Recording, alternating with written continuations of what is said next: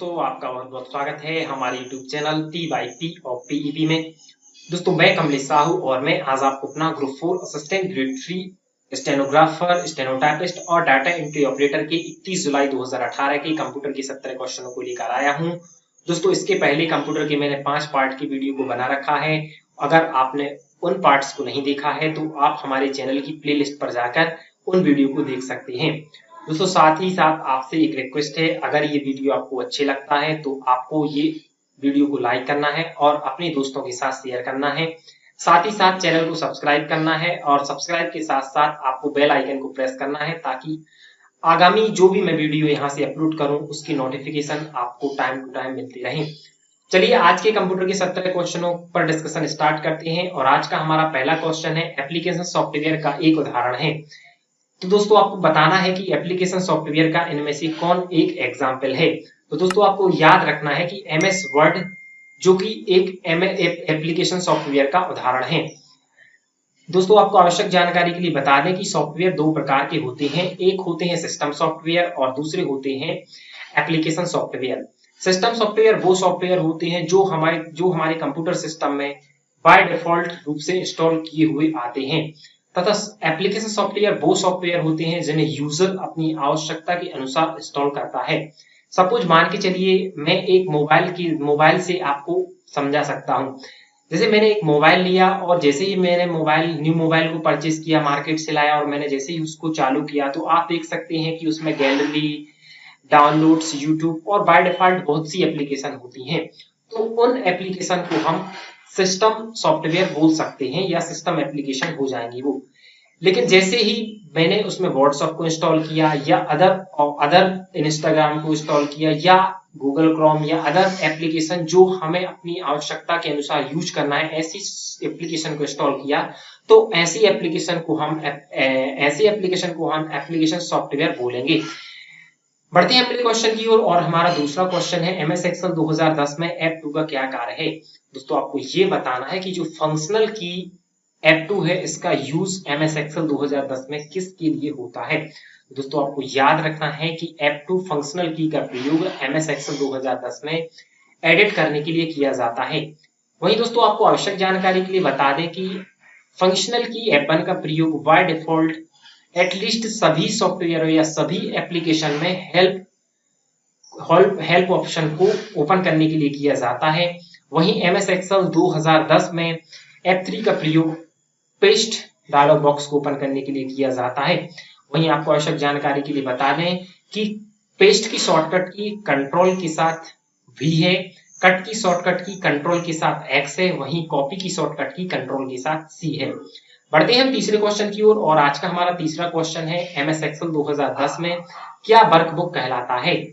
दोस्तों, आपको ये बताना है कि एमएस एक्सेल 2010 में हम वर्कबुक किसे बोलते हैं। दोस्तों, आपको याद रखना है कि ग्रुप ऑफ वर्कशीट के कलेक्शन को हम वर्कबुक कहते हैं। दोस्तों, आपको आवश्यक जानकारी के लिए बता दें कि एमएस वर्ड का प्रयोग डॉक्यूमेंट्स को प्रिपेयर करने के लिए किया जाता है। वहीं टेम्पलेट्स के लिए आप जैसे ही एमएस वर्ड या एमएस एक्सेल 2010 या 2013 को खोलते हैं तो बाय डिफॉल्ट रूप में जो हमें पहले से ऑलरेडी प्रिपेयर किए हुए डॉक्यूमेंट्स मिलते हैं उनको हम टेम्पलेट्स बोलते हैं। वहीं फॉन्ट एक प्रकार का डायलॉग बॉक्स होता है। फॉन्ट डायलॉग बॉक्स के माध्यम से हम फॉन्ट की साइज को बढ़ा सकते हैं, घटा सकते हैं, सुपरस्क्रिप्ट कर सकते हैं, सबस्क्रिप्ट कर सकते हैं और फॉन्ट्स में कलर से लेके उसके बोल्ड, इटैलिक आदि ऑप्शन को अप्लाई कर सकते हैं। बढ़ते हैं हम चौथे क्वेश्चन की ओर और हमारा आज का चौथा क्वेश्चन है एमएस एक्सेल 2010 में निम्नलिखित में से कौन से फीचर्स आपको शीघ्रतम से टेक्स्ट अथवा संख्याओं को दोहराने अथवा इनमें से कुछ जोड़ने करने में मदद कर सकते हैं। दोस्तों, आपको याद रखना है कि इसका राइट आंसर ऑटो फिल है। चलिए हम आपको बताते हैं कि ऑटो फिल आखिर है क्या। दोस्तों, मैंने ये एमएस एक्सेल को खोल रखा है और जैसे ही आप देख सकते हैं कि मैंने 1 2 3 को लिख रखा है और अगर मुझे ऐसे ही सीक्वेंस वाइज में अप टू गिनती को लिखना है तो मैं ऑटो फिल ऑप्शन को अप्लाई कर सकता हूं और आप देख सकते हैं कि ऑटोमेटिक नंबर के फॉर्म में गिनती बढ़ गई है। बढ़ते हैं अगले क्वेश्चन की ओर और आज का हमारा अगला क्वेश्चन जो कि हमारा पांचवा क्वेश्चन है एमएस एक्सेल 2007 में दिनांक निम्न प्रारूप में से हो सकता है। तो दोस्तों आपको याद रखना है कि एमएस एक्सेल 2007 में दिन का प्रारूप, दिनांक का प्रारूप अर्थात डेट का format all of the above हो सकता है। बढ़ते हैं हम छठवें क्वेश्चन की ओर और हमारा छठवां क्वेश्चन है एमएस एक्सेल 2007 में अंकगणित प्रक्रियाओं अर्थात अरिथमेटिक ऑपरेशन के लिए उपयोग किए गए निम्नलिखित फंक्शन में से कौन सा सही है? तो पहला ऑप्शन है एवरेज ओनली, सेकंड ऑप्शन है all of the above, third option है काउंट ओनली और फोर्थ ऑप्शन है सम ओनली। तो दोस्तों आपको याद रखना है कि अंक गणितीय प्रक्रियाओं अर्थात अरिथमेटिक ऑपरेशन में ये सब ऑप्शन को इंक्लूड किया जाता है। इस प्रकार इसका right answer all of the above या उपरोक्त सभी होगा। बढ़ते हैं हम सातवें क्वेश्चन की ओर और आज का हमारा सातवां क्वेश्चन है एमएस एक्सेल 2007 में सीट टैब पर राइट क्लिक करके हम निम्नलिखित में से कौन सी विकल्प को मिलता है? First option insert, second option save, third option undo और फोर्थ ऑप्शन प्रिंट। दोस्तों आपको याद रखना है कि एमएस एक्सेल 2007 में जैसे ही हम सीट टैब पर राइट क्लिक करते हैं तो हमें इंसर्ट टैब का विकल्प मिलता है। बढ़ते हैं अगले क्वेश्चन की ओर और आज का हमारा आठवां क्वेश्चन है एमएस एक्सेल एमएस वर्ड 2010 में एक कैरेक्टर को कॉपी करने के लिए शॉर्टकट की क्या है? दोस्तों आपको याद रखना है कि कंट्रोल के साथ सी का प्रयोग टेक्स्ट को या कैरेक्टर को कॉपी करने के लिए किया जाता है।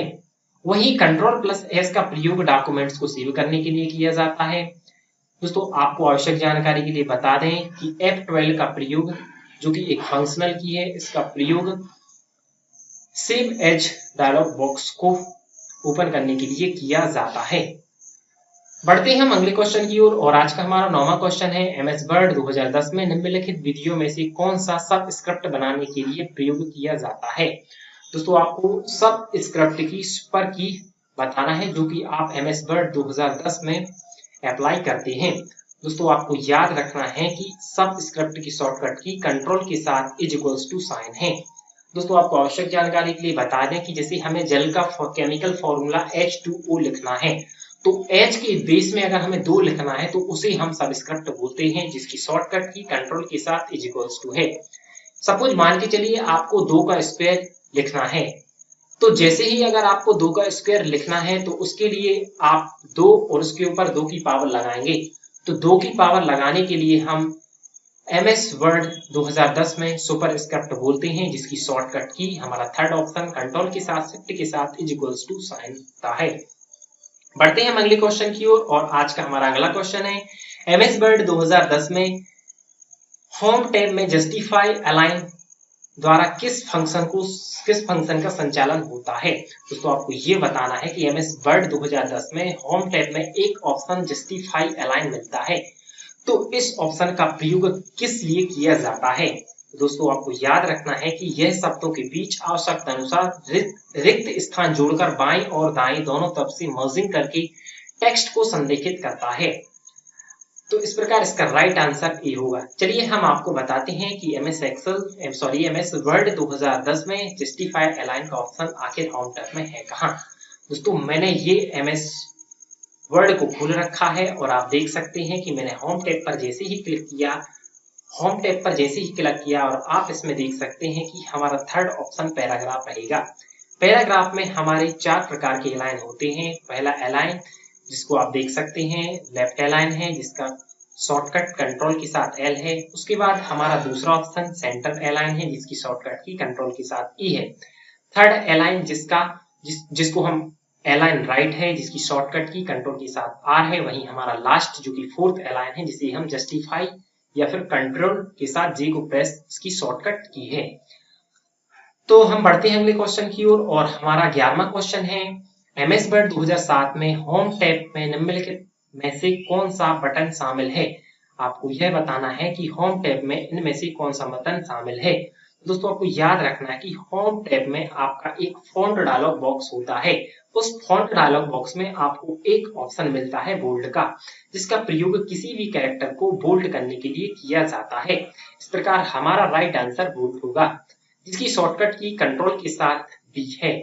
बढ़ते हैं अगले क्वेश्चन की ओर और आज का हमारा 12वां क्वेश्चन है एमएस वर्ड 2007 में टैब से रिबन तक पहुंचने के लिए निम्नलिखित में से किस शॉर्टकट की का प्रयोग किया जाता है?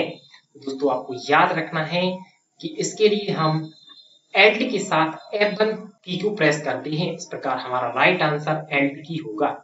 बढ़ते हैं हम अगले क्वेश्चन की ओर और हमारा अगला क्वेश्चन जो कि 13वां क्वेश्चन है, MS वर्ड 2007 में एक फाइल को अलग फॉर्मेट में सेव करने के लिए निम्नलिखित में से किस आइकन का प्रयोग किया जाता है। दोस्तों आपको याद रखना है कि अगर हमें MS वर्ड में अगर नॉर्मल कंडीशन में हम सेव करेंगे तो उसका जो एक्सटेंशन रहेगा वो डॉक्यूमेंट्स में रहेगा, जिसका एक्सटेंशन .docx रहेगा। वहीं आपको आवश्यक जानकारी के लिए बता दें कि अगर हमें अलग फॉर्मेट में MS वर्ड 2007 में डॉक्यूमेंट्स को सेव करना है तो उसके लिए हमें सेव एज ऑप्शन का प्रयोग करना पड़ेगा। दोस्तों आपको आवश्यक जानकारी के लिए बता दें कि सेव का शॉर्टकट कंट्रोल के साथ S होता है, वहीं प्रिंट का शॉर्टकट कंट्रोल के साथ P होता है। बढ़ते हैं 14वें क्वेश्चन की ओर और हमारा 14वां क्वेश्चन है रोम इसका एक उदाहरण है। रोम इज एन एग्जाम्पल ऑफ। तो दोस्तों आपको याद रखना है कि रोम एक परमानेंट मेमोरी होती है।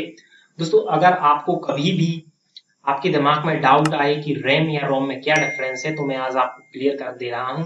जैसे सपोज मान के चलिए ये आपका कोई भी मोबाइल है, अगर आप मोबाइल में किसी भी एप्लीकेशन जैसे व्हाट्सएप, फेसबुक आदि को चला रहे हैं तो आप इन एप्लीकेशन को जब यूज करते हैं तो वो रैम में वर्क करता है, अर्थात रैंडम एक्सेस मेमोरी।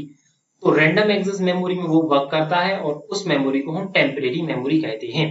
जैसे ही आप देखते हैं कि रिसेंट टैब में आप जाते हैं, आपके 4 टैब या 5 टैब या 6 टैब लिखे होते हैं तो वह पूरे टैब आपके रैम में वर्क कर रहे होते हैं। जैसे ही आप वहां क्लियर ऑल करते हैं तो आपके पूरे टैब ऑटोमेटिकली क्लोज हो जाते हैं और वह किसी भी मेमोरी में सेव नहीं होते। इस प्रकार हम रैम को, रैंडम एक्सेस मेमोरी को टेम्परेरी मेमोरी बोलते हैं। वहीं रोम, सपोज मान के चलिए आपने मोबाइल में कोई भी सॉफ्टवेयर को डाउनलोड किया या कोई भी म्यूजिक या वीडियो को डाउनलोड किया तो वह आपकी एक मेमोरी में सेव हो जाता है। या आपकी इनबिल्ट मेमोरी, जैसे आपने मोबाइल परचेस किया उसमें 16 GB, 32 GB, 64 GB, 128 GB memory जो आती है उस मेमोरी को हम रोम बोलते हैं। रोम का full form random read only memory होता है, जो कि एक परमानेंट मेमोरी होती है। आप इस मेमोरी में किसी भी चीज को डाउनलोड करके सेव कर सकते हैं। बढ़ते हैं हम 15वें क्वेश्चन की ओर और हमारा आज का 15वां क्वेश्चन है चिप एक खालिस्तान का उपनाम है। दोस्तों आपको याद रखना है कि चिप एक इंटीग्रेटेड सर्किट अर्थात एकीकृत परिपथ का कॉमन नेम है। दोस्तों आपको आवश्यक जानकारी के लिए बता दें कि इंटीग्रेटेड सर्किट अर्थात IC का प्रयोग 3rd जनरेशन के कंप्यूटर में हुआ था। और आपको आवश्यक जानकारी के लिए बता दें कि जो 2nd जनरेशन के कंप्यूटर हैं उनमें ट्रांजिस्टर का यूज हुआ था, वहीं 1st जनरेशन के कंप्यूटर्स में वैक्यूम ट्यूब का यूज हुआ था। हाँ, बढ़ते हैं अगले 16वें क्वेश्चन की ओर और आज का हमारा 16वां क्वेश्चन है MS एक्सेल 2010 में व्यू को परिवर्तित के लिए निम्नलिखित में से किस टैब का प्रयोग किया जाता है। दोस्तों आपको याद रखना है कि इसका आंसर आपके इसी क्वेश्चन में छिपा हुआ है। आपको यह पूछा गया है कि आप अगर व्यू टैब को यूज करना चाहते हैं या व्यू टैब में चेंजेशन करना चाहते हैं तो आप किस टैब को यूज करेंगे। तो दोस्तों इसका राइट आंसर व्यू टैब ही होगा। बढ़ते हैं अगले क्वेश्चन की ओर जो कि आज का हमारा 17वां क्वेश्चन है और कैंसिल किया हुआ क्वेश्चन है, जो कि रिपीट किया हुआ क्वेश्चन भी है। MS एक्सेल 2010 में आपको उस शॉर्टकट की को बताना है जो कि आपको MS एक्सेल में आउटर लाइन बॉर्डर को सेल से रिमूव करने के लिए यूज किया जाता है। अर्थात MS एक्सेल 2010 में चयनित सेल में आउटलाइन बॉर्डर हटाने के लिए किस शॉर्टकट की का प्रयोग किया जाता है। तो दोस्तों आपको याद रखना है कि MS एक्सेल में अगर आपको आउटर बॉर्डर लगाना है तो उसके लिए आपको कंट्रोल के साथ, शिफ्ट के साथ @ साइन को प्रयोग करना पड़ता है, लेकिन वहीं अगर आपको इसको हटाना है तो इसके लिए आपको कंट्रोल के साथ, शिफ्ट के साथ ये नीचे वाला स्लैश का यूज करना पड़ेगा। दोस्तों आपको आवश्यक जानकारी के लिए बता दें कि जो हमारा 3rd ऑप्शन है इसका प्रयोग MS एक्सेल 2010 में करेंसी सिंबल को इंसर्ट कराने के लिए किया जाता है। दोस्तों इस प्रकार ये आज के हमारे कंप्यूटर के 17 क्वेश्चनों का डिस्कशन यही समाप्त होता है। दोस्तों आपसे मेरी एक रिक्वेस्ट है, अगर ये वीडियो आपको अच्छा लगता है तो आपको अपने दोस्तों के साथ शेयर करना है, साथ ही साथ चैनल को सब्सक्राइब करना है और बेल आइकन को प्रेस करना है। दोस्तों जैसे ही हमारे ये कंप्यूटर के पूरे पार्ट्स कंप्लीट होंगे, 1 या 2 पार्ट और बचे हुए हैं, 1 पार्ट और बचा हुआ है, इसके बाद मैं MP कांस्टेबल के प्रीवियस ईयर पेपर को विदाउट पेन की सॉल्व कराने की कोशिश करवाऊंगा। तो तब तक बनी रहिए हमारे साथ। धन्यवाद। Thank you.